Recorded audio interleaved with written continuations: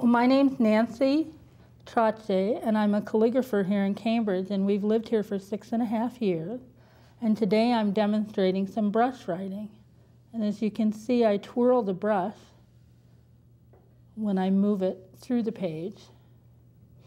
I've been a calligrapher since about 1971. I had a high school teacher who told me I would never be a calligrapher, and so I was obstinate enough to put him to shame. Brush writing is the basis for all of the calligraphy that I do, pretty much. I did all my graduate work at Harvard. I'm a codicologist. I translate Latin and French books from the 16th century. And I'm in the process of producing my own letterpress artist book using calligraphy and letterpress type. I'm retired from teaching now, and I work at Trader Joe's on Memorial Drive as a sign artist. So I'm very happy I get to do calligraphy all day, every day. And as you can see, the brush turns to change the character of the stroke. I began by just doing some cat writing, and I'll do another page of that in a minute. And those are practice strokes that people use to learn how to use the chisel edge brush, which is what this is.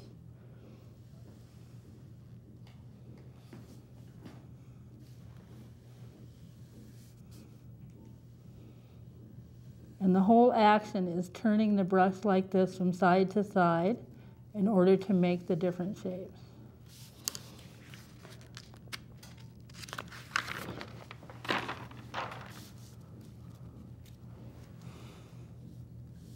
Now I'll just do a quick sign writing alphabet.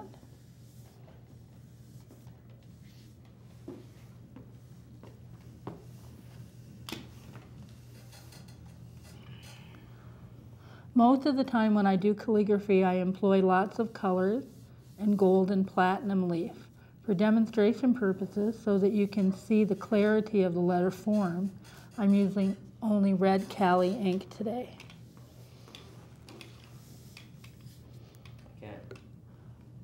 I really enjoy being a calligrapher, and I especially enjoy being a calligrapher living in Cambridge.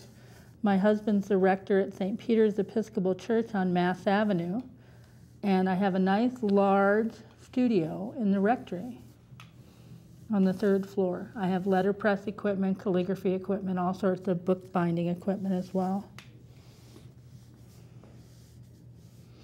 Now, if I were going to do an abstract design using the cat writing, it would look something like this.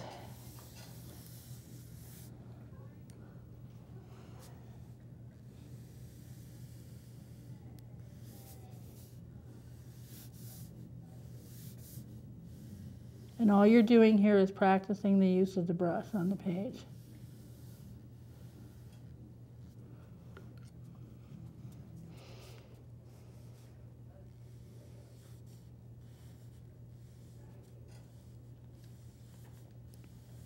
I've recently launched a website, www.trottiercalligraphy.com, and I accept commissions, and I do demonstrations and teach classes, and you can contact me through the website if you like. Now, the next thing I'm going to demonstrate today is stone carving. Before you cut letters in stone, you use brush writing, which I just demonstrated, to put the letter on the stone. This happens to be a Chinese character for the word mother. And what you do is, let's see, I just have to find my chisel. What did I do with my chisel? I'm sorry, I lost my chisel somewhere.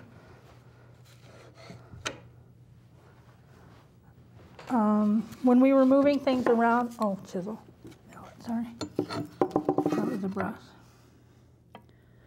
Now, if you get in close, you'll notice that there's a V-cut that started here in the center, and the idea in cutting letters in stone is to cut a nice deep channel with ridges. And in order to do that, you switch from side to side as you're cutting when you first get started. Light tapping, I happen to be cutting in a piece of roof slate here from St. Peter's Episcopal Church when they redid the roof, but most of the time I cut letters in blackboard slate.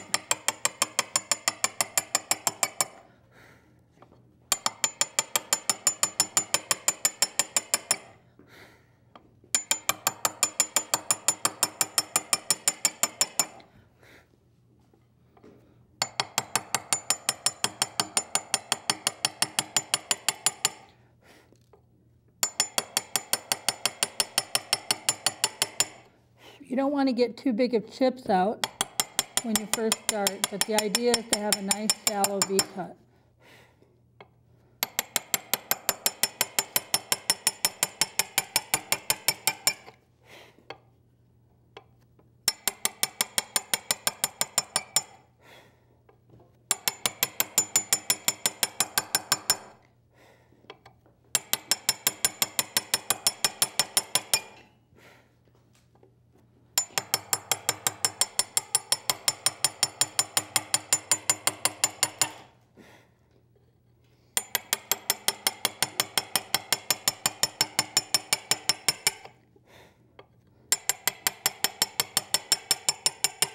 As you can see, I have quite a ways to go with this stone, but this gives you an idea of some of the things that a calligrapher can do using brush writing and cutting in stone for 3D effects. The next thing I'm going to show you a little demonstration of is some pen writing with calligraphy. One of the mainstays that a calligrapher has in their everyday life is addressing envelopes or doing small quotations for folks. And many calligraphers use cartridge pens for doing this because it feeds the ink automatically.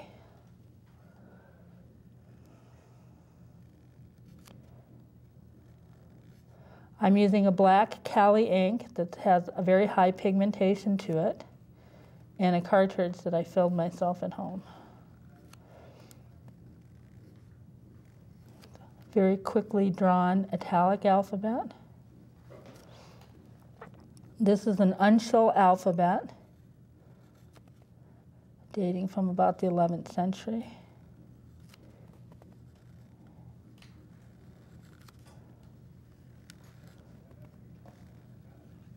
During the course of any given year, I probably do about 6 major envelope addressing jobs. But my bread and butter is really the large manuscript broadsides that people have me do. They'll come in, for example, to the studio with a quote that they need done for a wedding present or for a gift for someone's retirement, and then I'll design it and come up with the letter forms that we will use. I will also develop the engrossing or the illumination techniques using gold and colors for those things.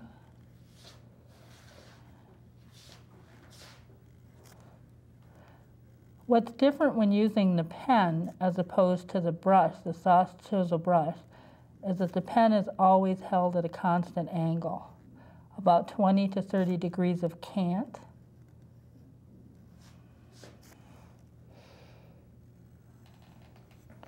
And that gives the letters a thick and thin proportion.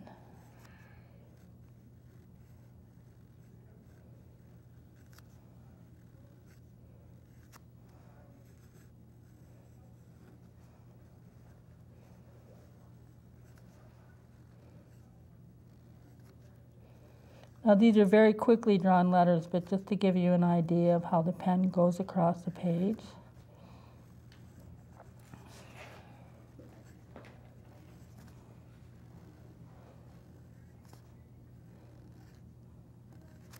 Now, for example, if I was going to address an envelope to someone, I would have to either center it or have it flush left.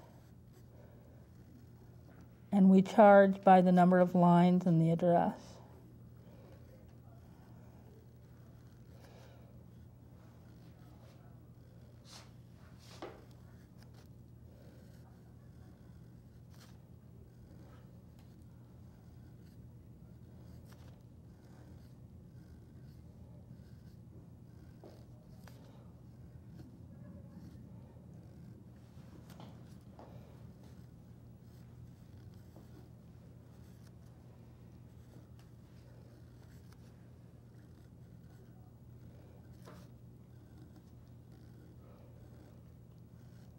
Brides are very particular about how they want their envelopes addressed.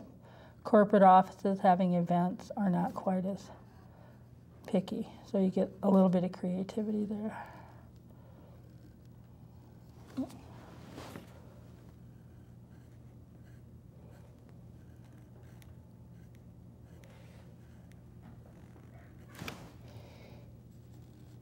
But as you can see, the pen is held at a fixed angle against the page. Can I go on to get the words?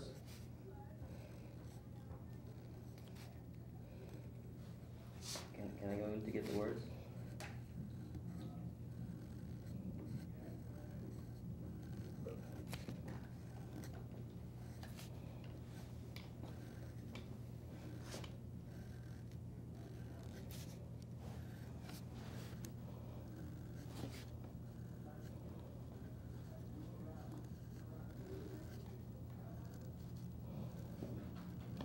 Now I taught for 02139, right? I taught for over 25 years off and on. I was also a corporate executive in the cable television industry. But one of the things that's never left me is calligraphy and book arts. And now that I'm retired, I work part-time for Trader Joe's on Memorial Drive in Cambridge as a sign artist. And I do calligraphy every day, all day. It's like a dream come true.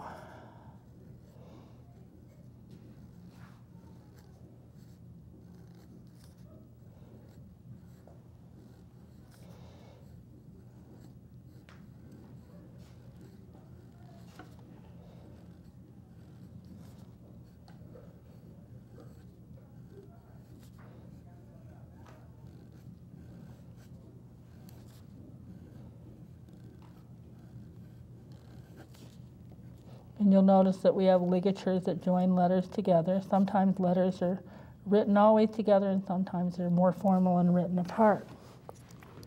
Now, in addition to doing calligraphy and launching my website for calligraphy work, I'm also a book artist, and I make handmade books with hand marbled paper. All the work is done completely in my studio. I work with traditional bindings. I'm also in the process of producing a letterpress book of hours. There's prints all over it.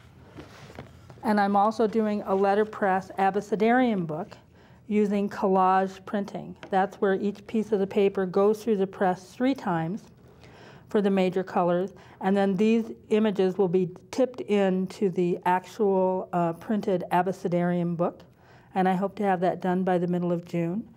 I'm also doing all sorts of other artists' books, and one of the things I'm working on now that's not quite complete is a non-structured kind of different binding, a wooden binding with handmade paper on the inside. This book will end up being a little photography keepsake book for a bride.